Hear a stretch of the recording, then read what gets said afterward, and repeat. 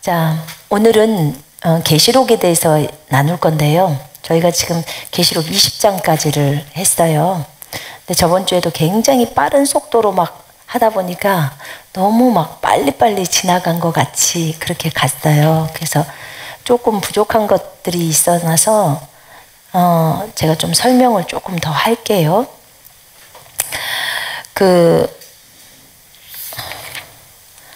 계시록 19장에 보면 이제 예수님이 재림을 하시잖아요. 재림을 하시는데 하나님의 말씀이라 칭하신 분이죠. 그분이 하늘에 있는 군대들이 희고 깨끗한 세마포 옷을 입고 백마를 타고 그를 따르더라 하면서 이제 예수님이 재림합니다. 근데 이제 재림하는 장소가 궁금하잖아요. 어디로 재림을 하는지. 그 재림 장소에 대해서 스가랴서를 한번 보시겠습니다. 스가랴서 한번 보십시다. 스가랴 14장 보세요. 자, 1절에 여호와의 날이 이르리라. 여호와의 날이 이르러요. 그 다음에 3절 보세요. 그때 여호와께서 나가사 그 이방 나라들을 치시되 이 왕의 전쟁 날에 싸운 것 같이 하시리라. 그 다음 4절에 그날에 그의 발이 예루살렘 앞 곧 동쪽 감람산에 서실 것이요. 감람산은 그 한가운데가 동서로 갈라져 매우 큰 골짜기가 되어서 산 절반은 북으로 절반은 남으로 옮기고 그 골짜기는 아셀까지 이를지라. 너희가 그 산 골짜기로 도망하되 유다왕 오시아 때에 지진을 피하여 도망하던 것 같이 하리라. 나의 하나님 여호와께서 임하실 것이요 모든 거룩한 자들이 주와 함께 하리라. 또 9절 읽겠습니다. 여호와께서 천하의 왕이 되시리니 그날에는 여호와께서 홀로 한 분이실 것이요 그의 이름이 홀로 하나이실 것이라. 여기에 보면 주님이 오시는데요. 주님이 재림해서 오시는데 4절에 보면 그날에 그의 발이 예루살렘 앞 곧 동쪽 감람산에 서실 것이요. 여러분이 그 이스라엘을 다녀와 봤으면 아실 거예요. 그 예루살렘 성이 있고 그 다음에 그쪽 성전터가 있는 그곳에 지금 황금돈 사원이 있거든요.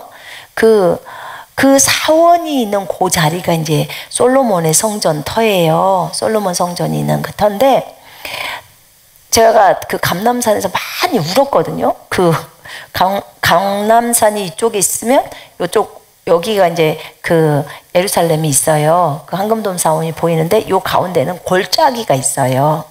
골짜기가 있는데 여기 감람산에서 여기를 보면서 예루살렘을 보면서 제가 아침에 거기다 손을 뻗으면서 새벽 7시에 그 아침 7시에 기도를 하는데 그렇게 많이 눈물이 나오는 거예요. 저쪽에 그러니까 예루살렘 성이 있는데 그 성전터가 있는데 그 벽이 이제 동문이거든요. 근데 그 동문으로 이제 주님이 들어가신단 말입니다. 왜냐면 이거 성경에 따라서 이 구약 성경에 따라서 근데 거기가 그 벽면 있는 데가 그러니까 안쪽 말고 바깥쪽에 골짜기 쪽에 전부 무덤이에요. 근데 우리나라처럼 이렇게 흙 속에다가 파묻는 그런 무덤이 아니고 거기는 이렇게 돌관처럼요. 이렇게 돌로 된 관을 있더라고요. 근데 그 뚜껑 열어보면 거기 시체가 있다는 거예요. 근데 그 사람들이 왜 그럼 그 관들을 거기다 그렇게 많이 놔뒀을까? 그 이유는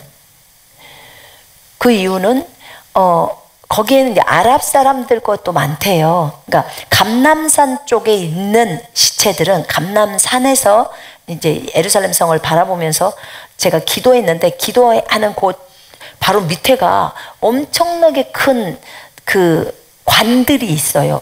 거기는 아무나 들어가도만요 묘지라고 할 것도 없어. 그냥 관들이 그냥 쭉 있어. 그럼 뚜껑을 열면 시체라는 거예요. 또 아무나 열 수가 있나 보더라고.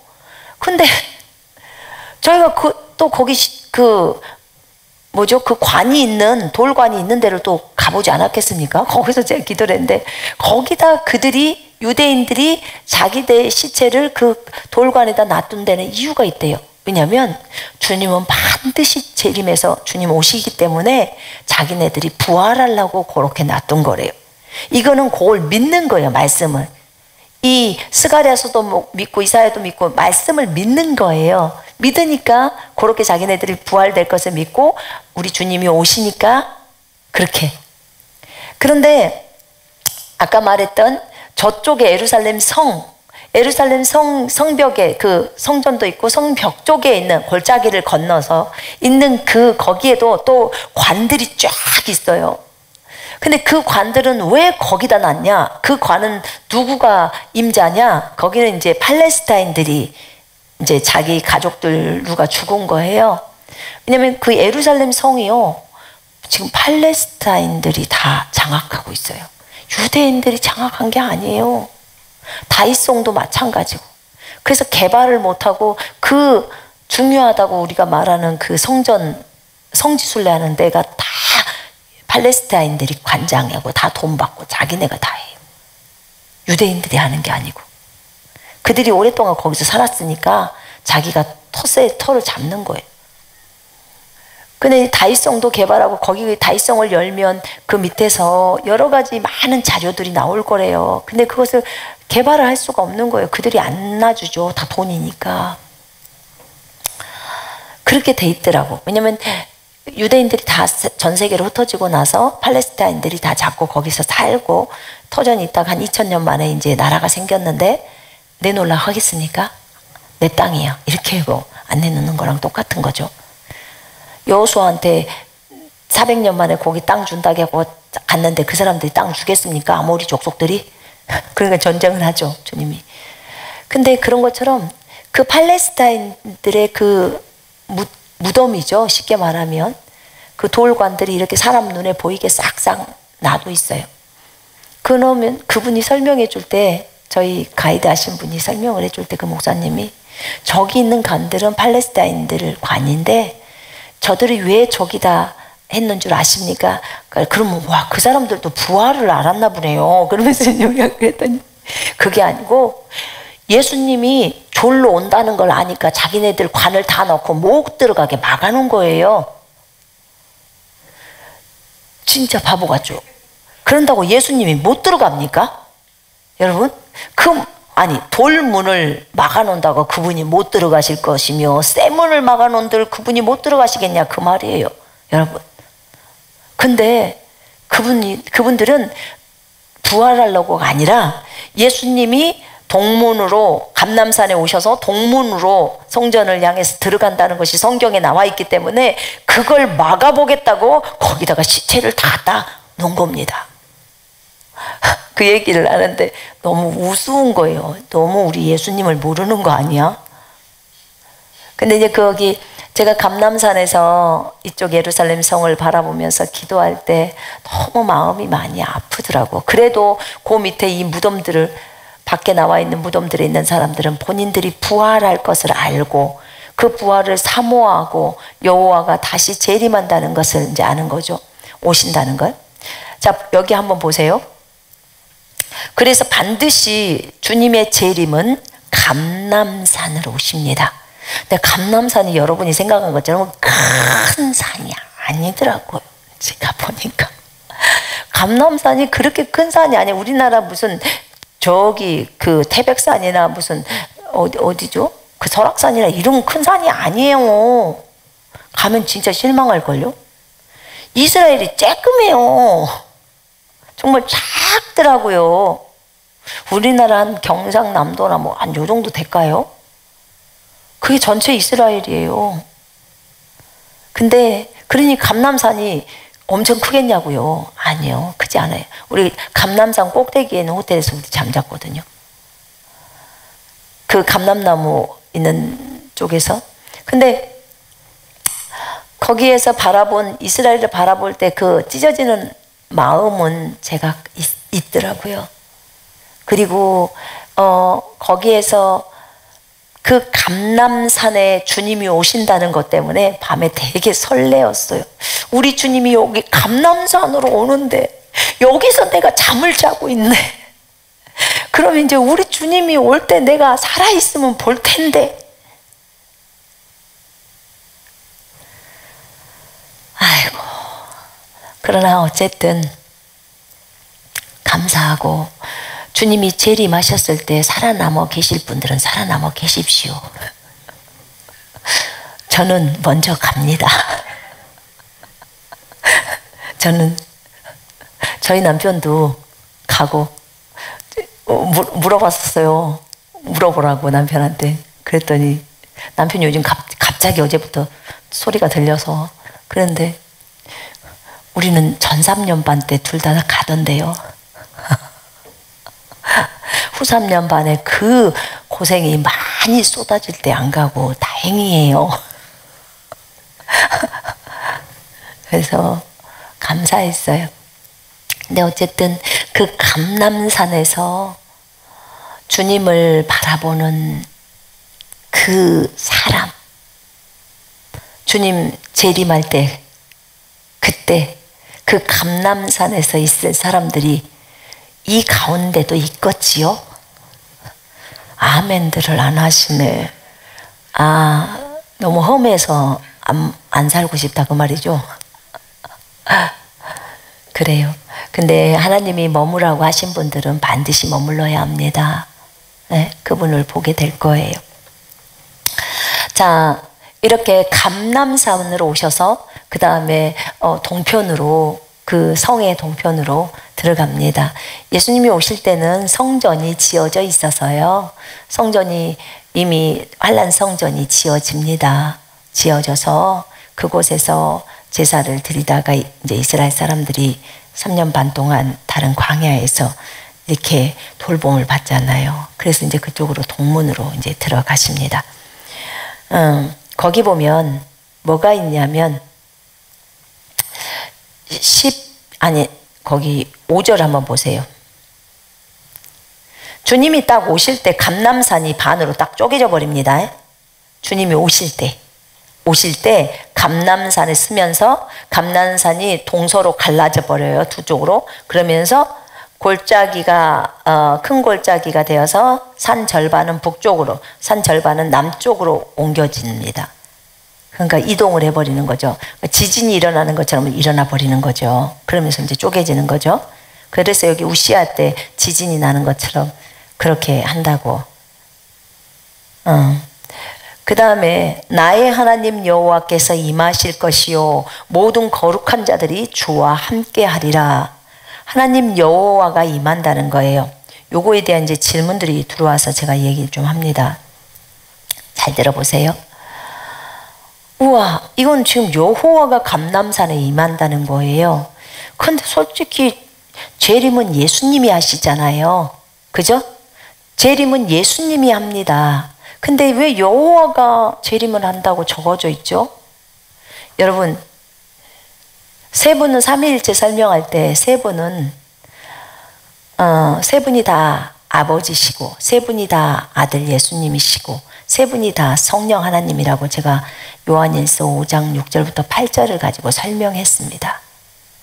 그러면 여기서도 구약에서도요 몇 차례 이런 것이 있어요. 그럼 사람들이 그런 것을 언급할 때 왜 그런지를 설명해 줘야 돼요.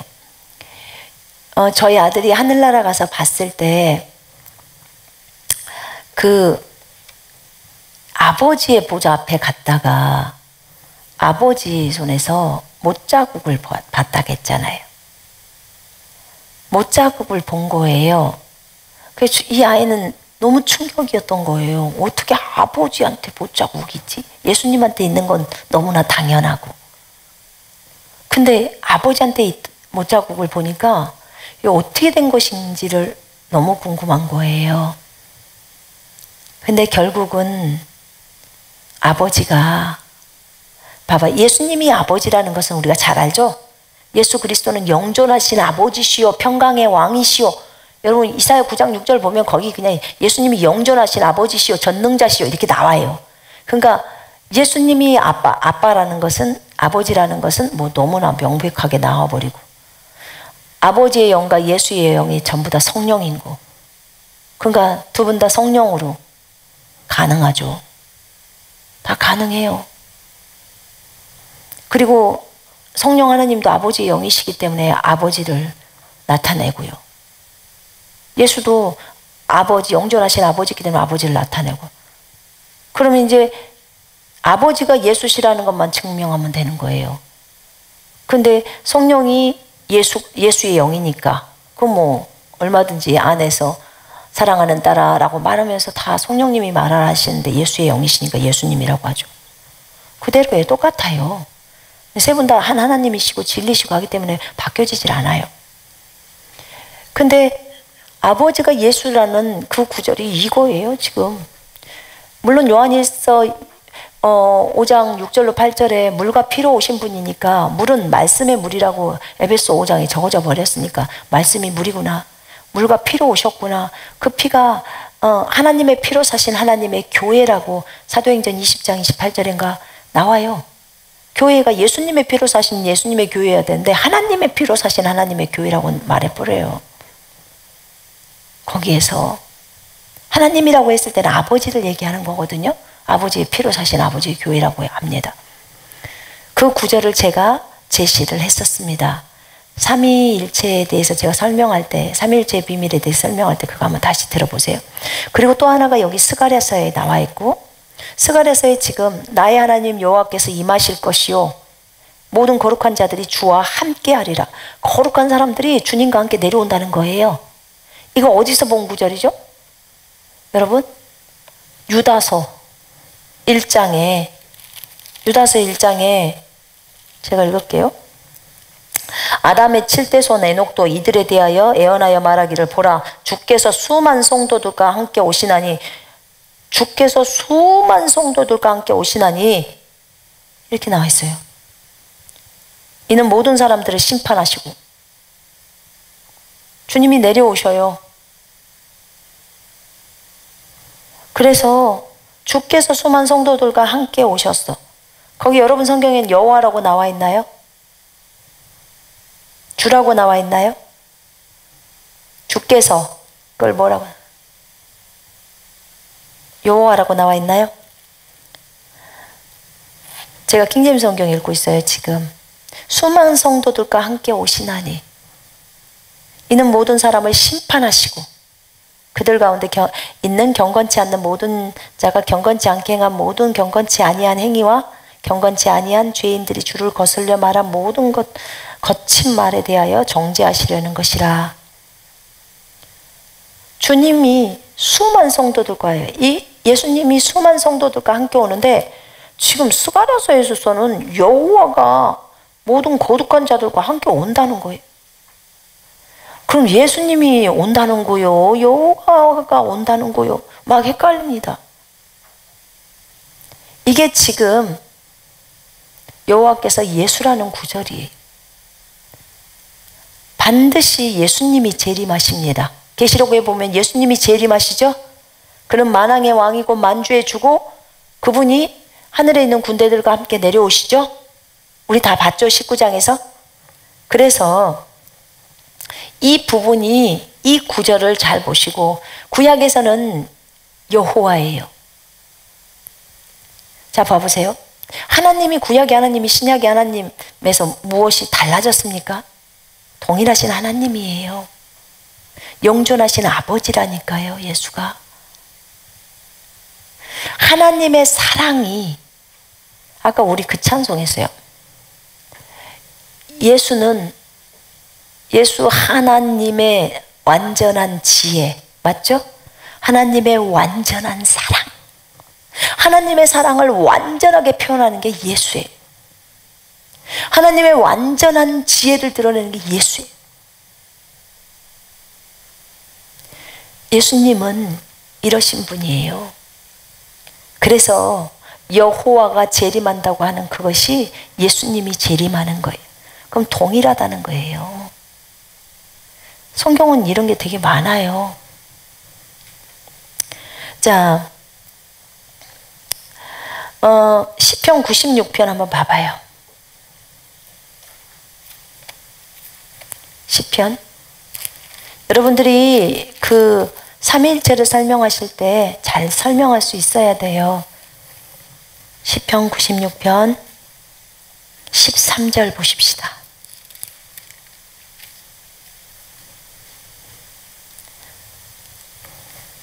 거기 보면 그가 임하시되 땅을 심판하러 임하실 것임이라.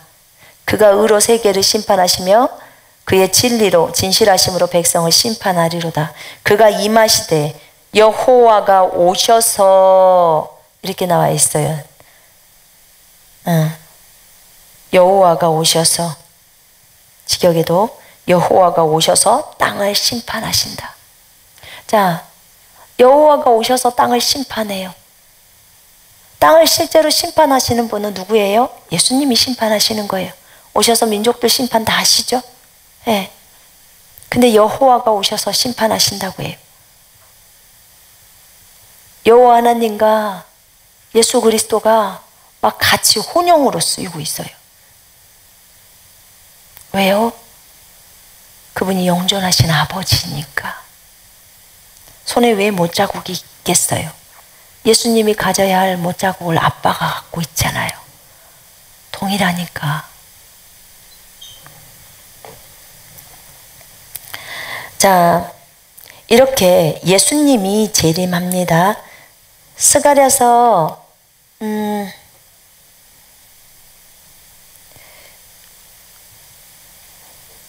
그 다음에 스가랴서 4장 10절 한번 열어봐요.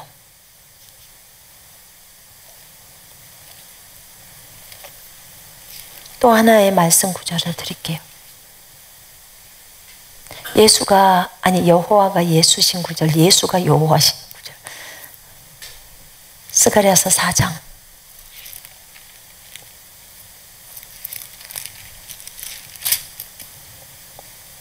(4장 10절) 한번 보세요.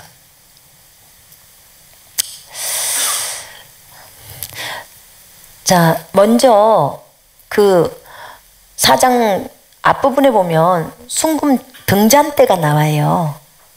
7 등잔대에 대해서. 7 등잔이 있어요. 그리고 또 2 감람나무가 나와요. 이거는 이제 스룹바벨에게 성전 건축에 대한 얘기를 이제 하면서 지금 스가랴가 이거 본 것을 이제 천사한테 질문하는 겁니다. 그럴 때 이게 무엇입니까? 라고 했을 때 이제 알려주는 거. 10절에 작은 일의 날이라고 멸시하는 자가 누구냐? 사람들이 스룹바벨의 손에 다림줄이 있음을 보고 기뻐하리라. 이 7은 지금 7 등잔대 할 때 이 7은 온 세상에 두루 다니는 여호와의 눈이라 하니라. 이 7이 온 세상에 두루 다니고 있는 여호와의 눈이라는 거예요. 이 7은 7 등잔은 여호와의 7 눈, 여호와의 눈이에요. 눈, 여호와의 눈이라고 말했습니다. 자, 그럼 여기서 보면 여호와라는 걸 기억해요. 여호와의 눈. 자, 그러면 또 거기서 우리가 볼 거예요.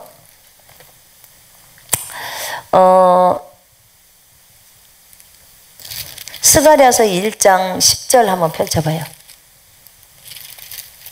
이미 펼쳐져 있으니까 1장 10절 한번 보십시다. 화석류 나무 사이에 선자가 대답하여 이르되 이는 여호와께서 땅에 두루 다니라고 보내신 자들이니라. 그 천사한테 붉은 말이랑 막 이런 것들이 있었어요. 붉은 말, 무슨 자줏빛 말, 무슨 백말 이런 것들이 있으니까 이게 무엇입니까? 라고 이제 물었어요. 그랬더니 이것에 대해서 가르쳐 주는 것이 뭐냐면 여호와께서 땅에 두루 다니라고 보내신 자들이야. 지금 제가 7 영을 설명하는 거예요. 7 영. 근데 그것을 여호와의 7 눈이라고 하는 거예요. 지금. 그래서 여호와께서 땅에 두루 다니라고 보내신 자들. 그랬더니 그가 우리가 땅에 두루 다녀보니 온 땅이 평안하고 조용하더이다. 이렇게 말했어요. 이렇게. 자, 그러면 거기에 또 하나의 말씀을 보시겠습니다. 거기 보면은 어디냐면 거기 계시록 한번 열어봐요. 계시록 4장.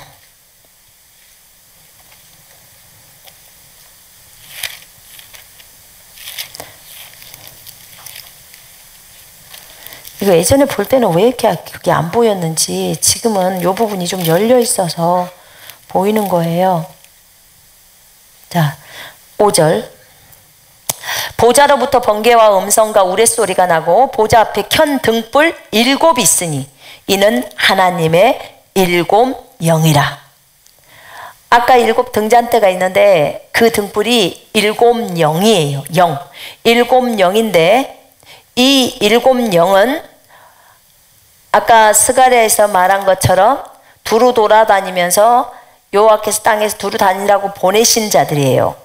그래서 두루 다니면서 보고 있는 거예요. 4장에서 온 세상에 두루 다니는 여호와의 눈이라고 표현했고요. 여호와의 눈이라고. 그 다음에 여기서는 하나님의 7 영이라. 여호와의 7 영이라. 지금 그 말이에요. 앞에 있는 게. 그러면 거기 5장 6절 봐요. 5장 6절. 내가 또 보니 보좌와 네 생물과 장로들 사이에 한 어린 양이 서 있는데 일찍이 죽음을 당한 것 같더라. 이 어린 양이 누굽니까? 예수님이죠. 그에게 7 뿔과 7 눈이 있으니 이 눈들은 온 땅에 보내심을 받은 하나님의 7 영이라. 자, 누구한테 눈이 있어요? 어린 양, 예수님한테. 그러면 아까는 여호와의 눈이라고 그러고 여기는 예수님의 눈이라고 그래요. 그리고 거기에 보면 온 땅에 보내심을 받은 하나님의 7 영이라고 말합니다. 자, 역대하 16장 9절 펼쳐보세요. 거기다 여러분이 성경에다가 옆에다가 좀 적어놔요. 성경 구절들을. 그러면 여러분들이 설명하기가 되게 편하겠죠?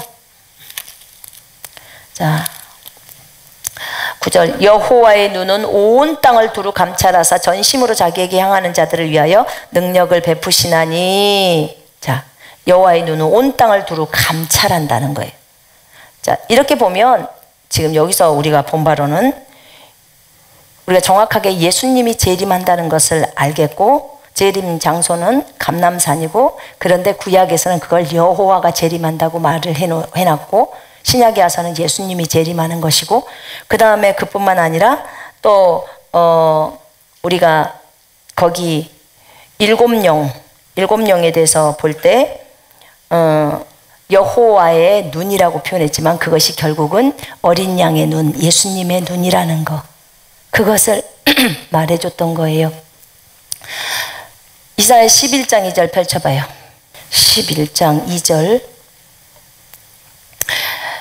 자, 이새의 줄기에서 한 싹이 나며 그 뿌리에서 한 가지가 나서 결실할 것이요 그의 위에 여호와의 영 곧 지혜와 총명의 영이요 모략과 재능의 영이요 지식과 여호와를 경외하는 영이 강림하시리니 그가 여호와를 경외함으로 즐거움을 삼을 것이며 그의 눈에 보이는 대로 심판하지 아니하며 그의 귀에 들리는 대로 판단하지 아니하며 공의로 가난한 자를 심판하며 정직으로 세상에 겸손한 자를 판단할 것이며 그의 입에 막대기로 세상을 치며 그의 입술에 기운으로 악인을 죽일 것이며 공의로 그의 허리띠를 삼으며 성실로 그의 몸의 띠를 삼으리라.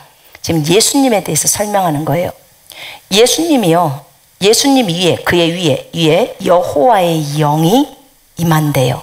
여호와의 영이 있고 또 곧이라고 했지만 이게 하나하나씩에 있는 영들이에요. 지혜의 영, 총명의 영, 모략의 영, 재능의 영, 지식의 영, 여호와를 경외하는 영, 그 다음에 여호와의 영, 총 7 영이에요. 이 7 영이 여호와 앞에 등불로 있는 거예요. 이 7 영이 두루 다니는 거예요. 여기저기를 다 다니는 거예요. 그러면서 여러분들을 다 살피고 있는 거예요. 이게 하나님의 7 영이. 그런데 예수님께도 그가 여호와를 경외함으로, 예수님이 여호와를 경외함으로 즐거움을 삼을 것이요 이렇게 얘기해요. 여러분, 그러기 때문에 여호와를 경외하면 우리가 여호와를 경외하는 자에게는 부족함이 없기 때문에 여호와를 경외하는 자에게 예수님하고 똑같은 기름 부음이 임하는 거예요. 기름 부음이. 제가 주님께 소원을 아뢰 때 주님, 제가 예수님 닮기를 원합니다. 예수처럼 되기를 원합니다. 진짜 그분의 성품을 담고 싶습니다. 그분의 모든 것을 담고 싶습니다. 정말 그분처럼 인생을 살 수 있었으면 좋겠습니다. 그렇게 이제 구했어요. 근데 그래서 이 7영을 저한테 부어달라고 제가 계속 지금 오순절 되기 전부터 4월 달부터 우리 여기서 예배할 때부터 계속 제가 구했는데 어느 날부터 이게 눈이 약간씩 열리더니 뭐가 보이기 시작하냐면 빛들이 막 보이기 시작했어요. 빛이 보이기 시작하고 보라색 빛이 와서 막 나를 다 덮고 아주 예쁘더라고. 파란색 빛이 저 하늘에서 열리면서 파래요. 와, 그렇게 파랄 수 있을까? 그런 빛들이 보이고 또 연두색 빛도 보이고 빨간 빛도 보이고 그러더니 처음에는 안 보였는데 어느 날 오순절날 딱 되니까 그럼 주님 이제는 임재를 하시겠군요 하면서 너무너무 기뻐했는데 갑자기 그날부터 껌껌해졌어. 빛이 까매져가지고 컴컴하게 저한테 해준 게 내가 흑암 가운데 임한다 그 말씀을 주시고 나서부터 그래요. 근데 가만 보니까 아브라함도 흑암 중에 주님이 임재하시더라고. 그래서 이제 이 7영이 색깔이 있대요. 저희 아들이 하늘에서 봤던 것이 있어서 색깔이 7영이 색깔이 있다고 하길래 주님께 물었어요. 이 빛이 그 7영이냐고. 그랬더니 그렇다고는 하셨어요. 그래서 주님, 그러면 지금 보이는 색깔, 오늘도 사실 오전 예배 때도 진짜 무지개가 많았거든요. 무지개가 많지 않았어요? 진짜 많았어요. 그래서 이제 하나님께 제가 주님 분명하게 알려주세요. 우리가 색을 이렇게 보는데 어떤 영들입니까? 지금 7영 중에 어떤 색깔은 어떤 영입니까? 이걸 알고 싶습니다. 그래야 기름 부음을 지금 계속 받고 있는데 알기를 원합니다. 그러면서 제가 스가랴서를 보니까 스가랴 1장 아까 그 7영 중에 말로 표현되잖아요. 뭐 빨간 말, 검은 말, 흰 말 이렇게 해서 나오거든요. 그래서 빨간색, 흰색, 검은색은 있구나. 이거 이제 제가 찾은 거예요. 그거 1장하고 4장하고 몇 군데를 뒤져가지고 이제 찾았었는데 저희 남편이 이제 밤에 이렇게 좀 열렸어요. 열리면서 하나님의 음성들이 많이 들려오니까 제가 바로 묻는 게 이걸 물은 거예요. 그랬더니 바로 나오는 거예요. 근데 뭐라고 알려주냐면 그냥 듣는 대로 설명을 하는 거예요. 저희한테 7영이 내려와서 그렇게 하는 거 맞습니까? 그랬더니 맞다는 거야. 내가 그렇게 하고 있어.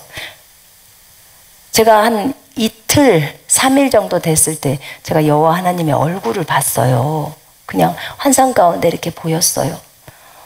근데 이제 그것도 제가 물었어요. 제가 여호와 하나님인지 알았거든요. 왜냐하면 예수님의 얼굴을 제가 알고 있기 때문에. 그래서 제가 이때 보고 있어야 돼? 아니면 엎드려야 돼? 제가 바로 부복을 했거든요. 근데 너무너무 잘생기신 얼굴인데 막 큼직큼직하세요. 아주 늙으신 분도 아니고요. 아주 여러분 20대 청년들 아니에요. 아니시더라. 근데 물어보니까 맞다. 여호와 하나님이시다라고 하시더라고. 근데 이제 이게 7영이가 색깔이 있더라고요. 지혜의 영은 자줏빛이에요. 보랏빛이 지혜의 영이에요. 여러분들이 보고 있는 게 보랏빛이다. 그러면 지혜의 영이 여러분에게 보이는 거고 빛이 내려와서 여러분을 덮을 때는 기름 부음이 지혜로 부어지는 거예요. 그 다음에 명철의 영은 노란색 빛이에요. 그러니까 여러분이 믿거나 말거나 그러나 우리는 그냥 믿어요. 그래서 그걸 별로 관심이 없으시면 안 믿으셔도 되고요. 안 관심하셔도 돼요. 그러나 우리는 관심이 아주 많습니다. 그 다음에 지식의 영은, 하나님을 아는 지식의 영, 이게 다 성령의 7영이에요. 지식의 영은 빨간색 빛이야. 빨간색. 여러분이 보고 계시는 빨간색이면 하나님을 아는 지식의 영이, 그게 계시의 영이에요. 우리에게 주는 계시의 영으로 기름 부어지는 거예요. 그 다음에 모략이라고 하는 계획의 영이 있잖아요. 계획의 영이 파랑색 빛이에요. 그때 우리가 제자반에서 누가 파랑색 빛이 뭐예요? 라고 물었죠. 그게 모략의 영, 계획의 영이 기름 부어지고 있는 거예요. 그 다음에 하얀색 빛이 있는데 흰빛 보셨죠? 흰빛은 주를 경외하는 영이에요. 그 다음에 우리가 별로 안 좋아해서 안 보인다고 해서 안 좋아했던 그 검은 색깔이 권능의 영이래요.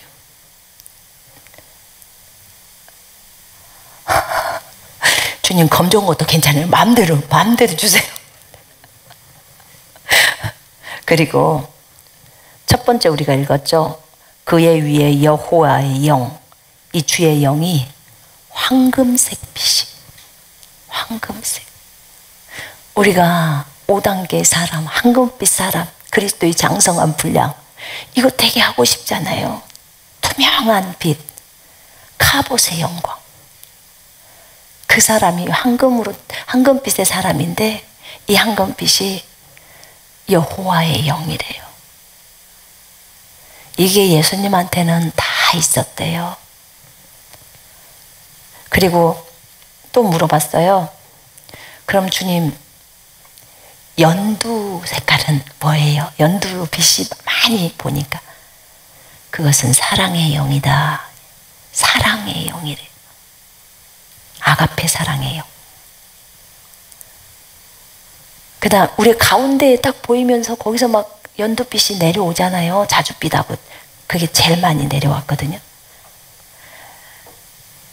이 자줏빛은 왕의 기름 부음이래요. 왕의 기름 부음. 왕은 항상 지혜를 대동한다는 거예요.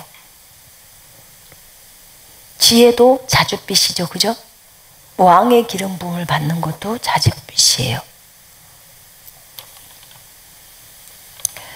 그래서 우리가 예수님에게 있는 이 7영의 기름 부음을 우리도 동일하게 원해야 돼요. 제가 물었어요. 그럼 한 번만 원해야, 우리가 지금 계속 받고 있는데 앞으로도 더 많이 계속 원해야 합니까? 더 많이 원해야 한다. 더 많이 구해야 한다. 그럼 계속 내려온다는 거예요. 보통 우리가 성령 충만함을 구할 때 한 번 구하고 안 구하지 않지 않습니까? 계속 구하잖아요. 그런 것처럼 기름 부음에 대해서는 계속 구하라는 거예요. 그래서 여러분 끊이지 말고 여러분들이 기름 부음 받는 것에 대해서 구하십시오. 7영의 기름으로 기름 부어 달라고 그렇게 꼭 구하셔야 합니다. 자, 이렇게 예수님이 재림하시는 거고, 그렇지만 여호와의 재림이라고도 얘기는 구약에서는 그렇게 합니다. 근데 신약에 와서는 그것이 예수 그리스도의 재림이라는 것을 설명했습니다. 삼위일체 이 부분에서 왜 그런지 설명을 했어요. 자, 이 부분이 이제 제가 빠뜨렸던 부분들이었고요. 그 다음에 20장을 계시록 20장에서 보면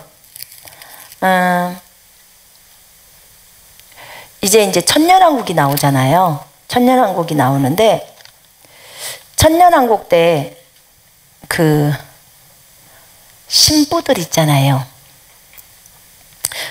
천년왕국 때 신부들은 누구랑 살아요? 신랑하고 사는 거예요. 신랑이 누구세요? 예수님. 예수님하고 살아요. 그런데 우리는 이미 부활의 몸을 입은 존재들이에요. 그럼 우리가 날아다녀요? 걸어다녀요? 날고 싶으면 얼마든지 날을 수 있어요. 무리도 걸을 수 있고, 이미 우리는 부활의 몸을 입었기 때문에 예수님이 그냥 벽을 통과해서 들어오듯이 그냥 오는 거예요.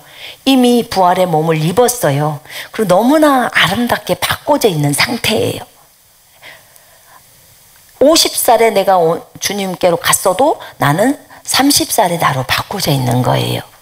완전 젊고 아주 아름답게 바꿔져 있어요, 여러분. 그래서 우리는 신부예요. 그래서 부활의 몸을 입고 있고요. 그 다음에 주님과 함께 살면서 또 주님이 다스리라고 하는 이런 부분들을 다 통치하고, 분명히 우리가 누가복음 말씀에서도 봤죠. 우리가 통치하는 것에 대해서 10고을을 다스리는 권세를 준다, 5고을을 다스리는 권세를 준다. 여러분 이거 말씀 기억나시죠? 네. 달란트 비유를 할 때도 마태복음도 그러잖아요. 달란트 갖고 장사를 했을 때 착하고 충성된 종아, 네가 이렇게 잘했기 때문에 나의 기쁨에 참여하라, 이렇게 말하잖아요. 이거는 우리가 그리스도인들이 정말 주님을 섬김으로써 받는 보상에 대한 것들이에요. 맞죠? 보상에 대한 것들입니다. 이렇게 신부들은 주님과 함께 같이 삽니다. 그러나 이 땅의 백성들은 다릅니다. 그러니까 이 땅의 백성들이, 여러분 우리가 대환란을 거치지만 사람이 다 죽지는 않아요. 인구의 3분의 1이 죽는다고 그랬잖아요. 그러면 3분의 2는 살아있지요. 있기 때문에, 그래서 또는 4분의 1이 먼저 죽다가 나중에 3분의 1이 죽죠. 그렇죠? 그러니까 인구가 어느 정도 살아있어요. 그 사람들이 천년왕국으로 이제 유입돼서 백성들로 살아가는 겁니다. 근데 그들은 그러면 부활의 몸을 입었냐? 못 입었죠.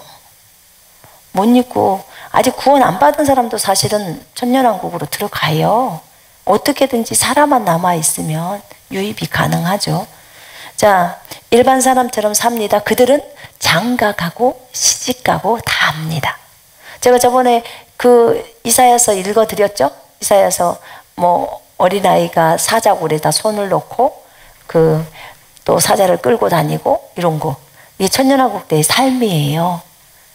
그래서 이렇게 삶을 삽니다. 일반 사람들처럼 살아요.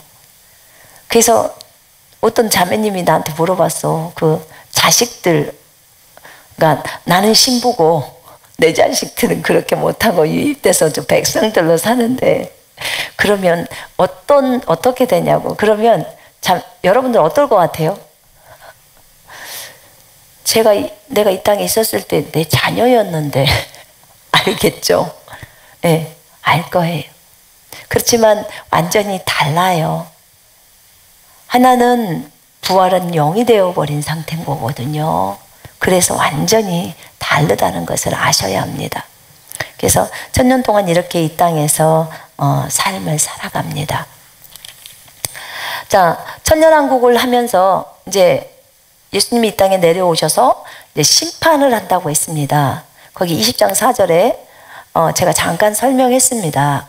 짧게 설명하고 막 지나갔기 때문에. 근데 이렇게 이제 보좌들을 보고 거기에 앉아서 이제 심판하는 권세가 주어졌고, 그 다음에 예수님이 오셔서 마태복음 25장에 보면은 양과 염소의 심판이라고 아시죠? 그것을 하십니다.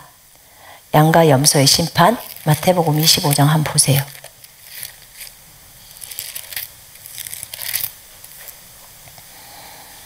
인자가 31절에 인자가 자기 영광으로 모든 천사와 함께 올 때 자기 영광의 보좌에 앉으리니 모든 민족을 그 앞에 모으고, 이제 민족들을 모으고 각각 구분하기를 목자가 양과 염소를 구분하는 것 같이 하여 양은 그 오른편에 염소는 왼편에 두리라. 그러면서 오른편에 있는 자들에게 창세로부터 하나님께서 예비하신 그 나라를 상속받으라 이렇게 말했고, 오른편에 있는 자들에게는 마귀와 그의 천사들을 위해서 예비된 영원한 불못에 들어가라 이렇게 말했어요. 조건이 뭐예요? 지극히 작은 자에게 한 것이 곧 예수님께 한 거다. 돌아봐야 한다. 이렇게 하면서 이제 심판에 대한 내용들이 나와요. 그러면 지금 20장에서는 백보자 심판이 나오기 때문에 심판에 대한 몇 가지가 설명이 좀 되어져야 돼요. 여러분, 우리 성경에서 보면 우리가 그리스도인이 사실 이 땅에서 다 심판받고 하늘나라 가서는 심판을 안 받아야 돼요. 그죠? 우리 가장 원하는 거 아닌가요? 그래서 우리가 이 땅에서 그 심판을 받는 기준이 고린도전서 11장에 보면 제가 여러분들한테 늘상 설명을 했었어요. 11장에 성찬 잘못해 갖고 아프기도 하고 병들어 죽기도 하고 하는 거 기억나세요? 네, 그 구절 기억나시죠? 자, 거기에 이렇게 나와요. 누구든지 주의 빵이나 잔을 합당하지 않게 먹고 마시는 자는 주의 몸과 피에 대하여 죄를 짓는 것이라. 주의 몸을 분별하지 못하고 먹고 마시는 자는 자기의 심판을 먹고 마시는 것이라.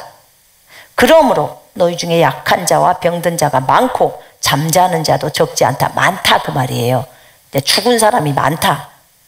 우리가 우리를 살폈으면 분별했으면 심판을 받지 아니하려니와 우리가 심판을 받는 것은 직역에 나와 있는 거 제가 읽고 있어요. 주께 징계를 받는 것이니 이는 우리로 세상과 함께 정죄함을 받지 않게 하려 함이라.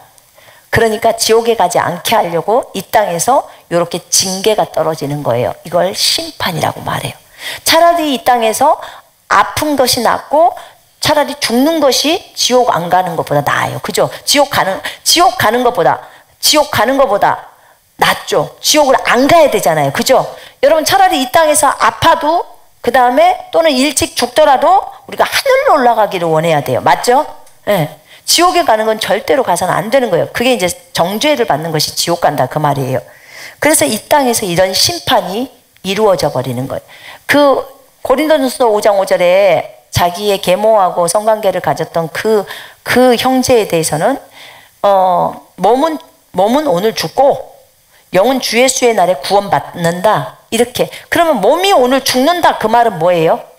그것이 심판하는 거예요. 몸을 오늘 그냥 죽음에다 넘기는 거예요. 그렇게 해버렸다는 거예요. 그러니까 이게 지금 심판이라고 말하는 것입니다.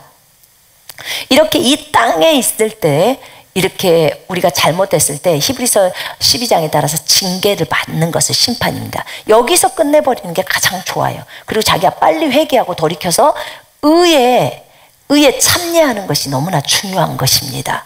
그렇게 가는 게 지혜로운 거예요. 그 다음에 하늘에 올라가면 이제 심판을 받습니다. 고린도전서 3장 10절부터 15절에 가면은 우리가 보통 개역 성경에서 말하는 것은 공적 심판이라고 해요. 공적 심판. 그 자기가 한 일, 하나님 앞에서 했던 일, 그 일에 대한 심판을 받는다고 말합니다. 근데 거기에 보면 3장에 보면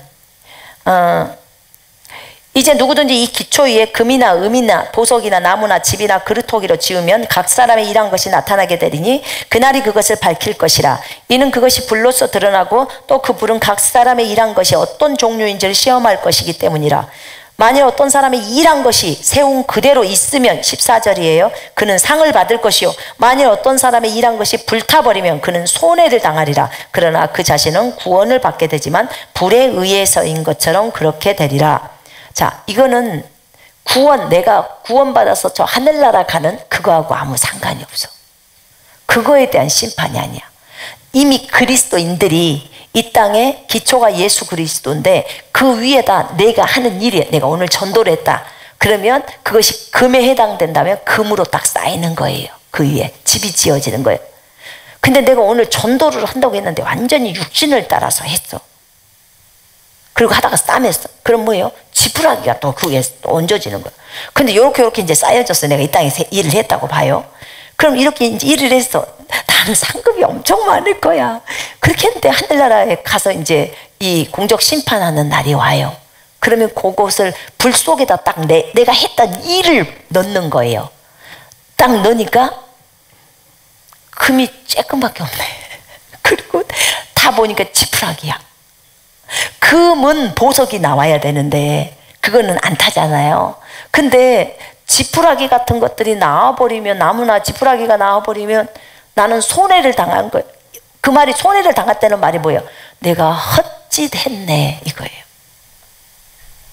내가 진짜 한 영혼에게 전도지 한 장을 주면서 예수 믿으세요 할 때, 아니면 물 한 컵을 한 잔을 주더라도 내가 이것에 대해서 진짜로 하나님 앞에 하나님의 마음을 가지고 있으면 하나님은 결코 상을 잃지 않는다고 했어요. 그런데 그게 아니고 내가 육신을 따라 해버리면, 내가 오늘 예쁘게 차려입고 나가서 전도를 한다고 가서도 내가 육신적으로 완전히 빨려서 거기서 쌈이 나고 있고, 그렇게 하면은 결국은 지푸라기가 되는 거예요. 그러니까 이거는 내가 했던 일을 불 속에다 집어넣는 거예요. 여기 그렇게 적어져 있죠? 불로 그 일한 것을 나타내고, 불이 각 사람의 공적에게 어떤 것을 하는지 시험을 딱 하는 거예요. 여기 보면 잘 됐으면 상만 받고 못 됐으면 자기가 일했던 그것들이 다 손실이 돼버린다, 그 말이에요. 그러나 그 자신은 구원을 받되 불에 의해서인 것처럼 그렇게 되리라. 이미 불을 통과해서 온 것처럼 자기는 이미 구원은 받았다는 거예요. 구원받은 거예요. 그래서 여기는 구원하고 전혀 상관이 없는 일한 것에 대한 뭐예요? 보상 상급 심판을 얘기하고 있어요. 상급에 대한 심판, 보상에 대한 심판. 그 다음에 거기 또 하나의 심판이 있어요. 그리스도의 거기 한번 볼까요? 먼저 계시록 11장 18절 한번 볼래요? 지금 이제 죽은 자들의 때가 마지막에 7번째 나팔을 불 때 나오잖아요. 11장 18절 제가 있습니다. 민족들이 분노하나 주의 진노가 임하였고 죽은 자들의 때가 임하였으니 이는 그들이 심판받으며 주께서 주의 종들인 선지자들과 성도들과 주의 이름을 두려워하는 크고 작은 자들에게는 상을 주시며, 이거 뭐예요? 상급 심판에 대한 거예요.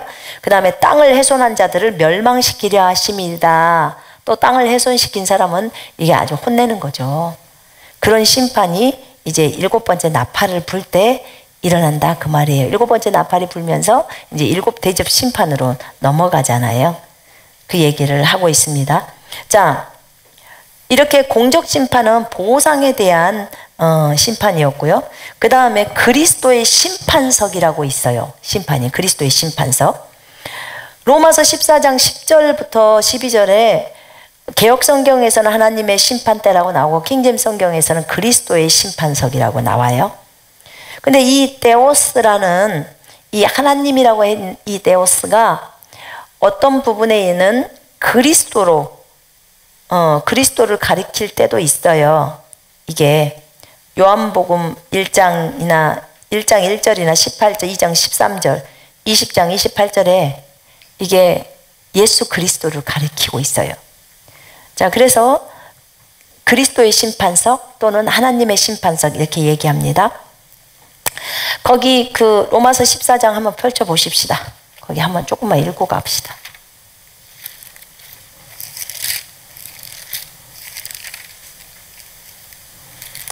14장.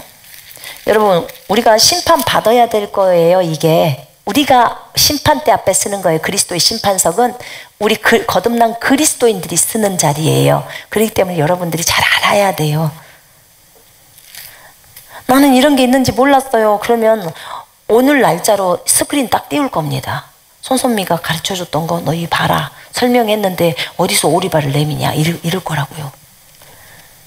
자, 14장 10절에 이제 네가 어찌하여 네 형제를 비판하느냐, 네가 어찌하여 네 형제를 업신여기느냐, 우리가 다 하나님의 심판대 앞에 서리라. 우리가 다 그리스도의 심판석 앞에 서리라. 기록 주께서 이르시되 내가 살았노니 모든 무릎이 내게 꿇을 것이요 모든 혀가 하나님께 자백하리라 하였으므로 이러므로 우리 각 사람이 자기 일을 하나님께 직고하리라. 이러므로 우리 각 사람이 자신의 일을 하나님께 설명하리라. 이렇게 말합니다. 이거는 어느 때 심판받는 거냐면 형제자매들을 비판하고 업신여기는 일. 우리 보통 하는 거죠. 보통 믿음이 좋은 사람은 형제자매들을 업신여기고 믿음이 어리다고, 또 믿음이 어린 형제자매들은 믿음이 큰 형제자매들을 비판하고, 전 너무 잘못된 거 아니야? 너무 센 거 아니야? 너무 극단 아니야? 이렇게 하면서 하는 거. 그럼 서로 지금 다 잘못된 거예요. 그죠? 우리가 살아도 주를 위해서 살고 죽어도 주를 위해서 죽어야 하는데 이렇게 형제들을 비판하거나 업신여기면 너 그건 몰라. 우리가 그리스도의 심판석 앞에 선다니까. 그리고 네가 왜 그때 그 형제를 비판했는지, 네가 왜 그때 그 자매를 업신여겼는지를 어떻게 해야 돼요? 다 설명해야 돼. 여기서 그대로 우리 각 사람이 자기 일을 하나님께 다 짓고 하리라, 다 그대로 설명을 하라는 거야. 심판대 앞에 쓰니까. 그런즉 우리가 다시는 서로 비판하지 말자. 심판석 앞에 섰을 때 얼마나 부끄러움을 당하겠냐. 그러니까 더 이상 이렇게 하지 말자, 지금 얘기를 하고 있어요. 여러분, 항상 누군가를 비판하려고 하면 내가 그리스도의 심판대 앞에 쓴다는 걸 딱 기억해요. 자, 그리스도의 심판대 앞에서 서서 직접 하나님께 자신에 관해서 말씀을 한다는 거예요. 직역성경에는 이렇게 나와 있습니다. 자, 그러면 거기 하나 더 보십시다. 고린도후서 5장 10절 한번 보십시다. 동일하게 그리스도의 심판석이에요. 고린도후서 5장 10절. 이것도 우리가 쓰는 거예요.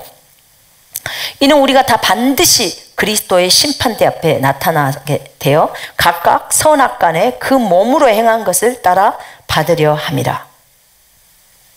자, 요 앞에를 좀 봐요. 9절에.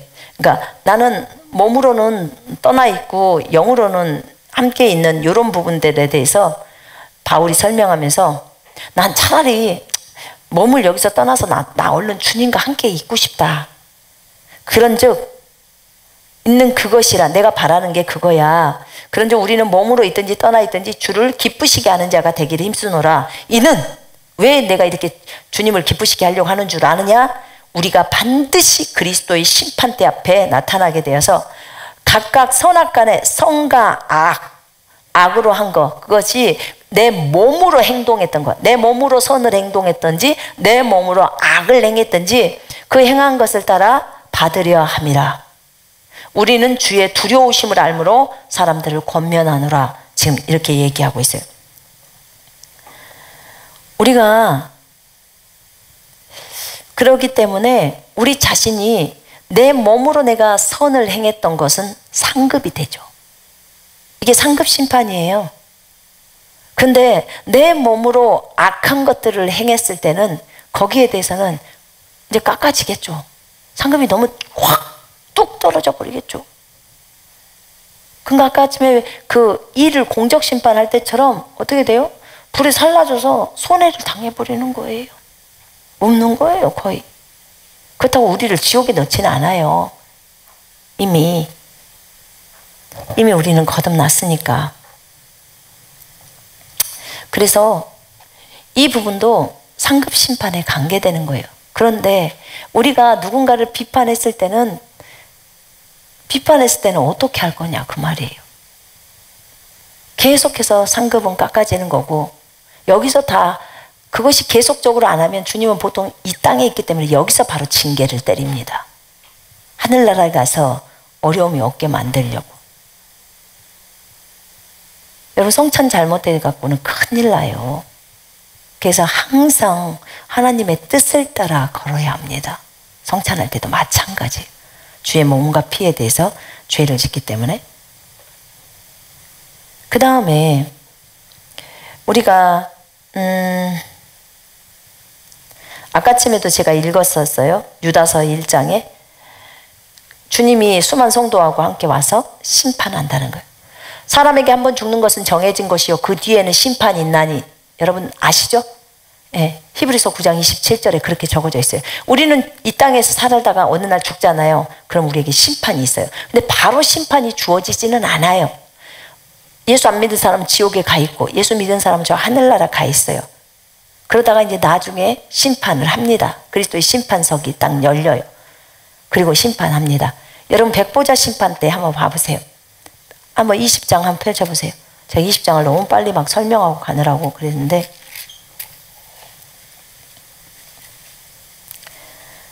거기에서 백보자 심판에서 또 내가 크고 흰 보좌와 그 위에 앉으신 이를 보니 땅과 하늘이 그 앞에서 피하여 간데없더라.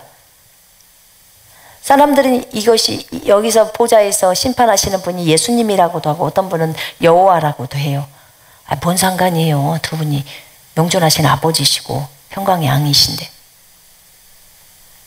근데 왜 예수님이 아까 민족들을 다 놓고 심판하신다고 하셨고 다 심판한다는 내용들이 너무 많이 나와 있기 때문에 예수님일 수도 있고 아버지가 하실 수도 있고 다 하실 수 있습니다. 그리고 아까 그리스도의 심판석이 있잖아요. 선악간에 네가 몸으로 행동한 것을 따라서 받는다. 자, 그럼 봐봐요. 거기 백보자 심판에.